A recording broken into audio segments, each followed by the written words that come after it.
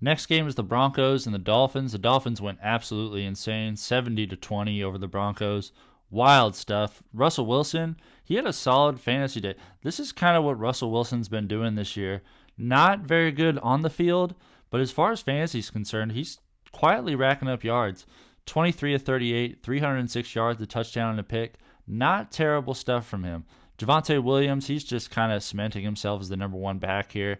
11 carries for 42 yards. Jaleel McLaughlin also had 5 carries for 15. Samaje Perine, just 3 carries for 9 yards. He's a drop right now.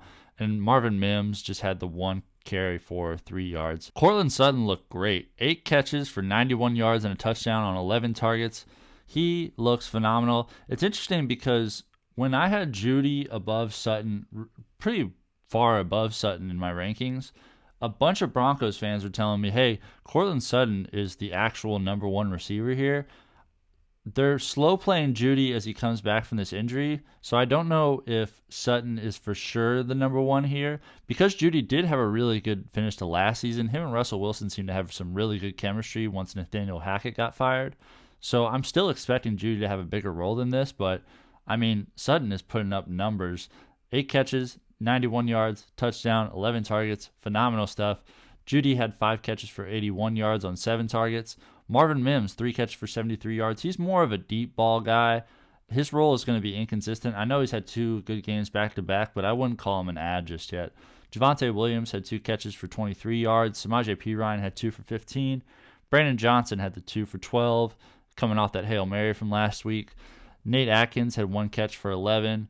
And Adam Trautman, still no production from him. Really surprising after Greg Dulcich went down, but keep an eye on Jeudy's role increasing. I think he's more of a buy low right now, and Sutton is more of a sell high. And Javonte Williams, keep playing him. I mean, this wasn't very good output, but he's like solidifying himself as that number one running back. And Russell Wilson, on field, count him out. Fantasy, not so much. For the Dolphins, they went absolutely insane. 23 of 26 for Tua, 309 yards and 4 touchdowns. For a long time, he wasn't throwing an incompletion in this game. Just unreal stuff from them. Mike White was 2 of 2 for 67 yards and a touchdown. Mike White getting a touchdown. That's just the kind of game it was. And speaking of the kind of game it was, Achane, 18 carries, 203 yards, 2 touchdowns out of nowhere.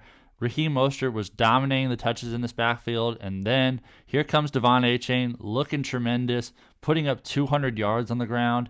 He is going to be the number one ad in waivers this week, and I think it is absolutely deserved. I am calling Raheem Mostert a sell high because I think Achane is going to get more and more of the load here, but just watch out for that. Put in a big bid for Achane if you still have some fab.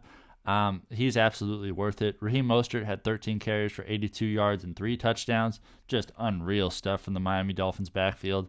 Chris Brooks had 9 carries for 66 yards. Again, that's the type of game it was. Chris Brooks is out here getting 9 carries for 66 yards. Alec Ingold had 2 carries for 0, and Mike White had the 1 for -1. Tyreek Hill, stellar stuff, as per usual.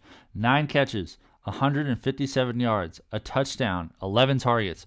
This is what to expect out of Tyreek Hill at this point. This is just what he does. Robbie Chosen had 1 catch for 68 yards and a touchdown. That was entertaining at the end of the game there. Raheem Mostert had 7 catches for 60 yards and a touchdown, just adding to his touchdown load. Braxton Berrios had 2 catches for 33 yards. Achane added 2 touchdowns to the air. Just crazy stuff.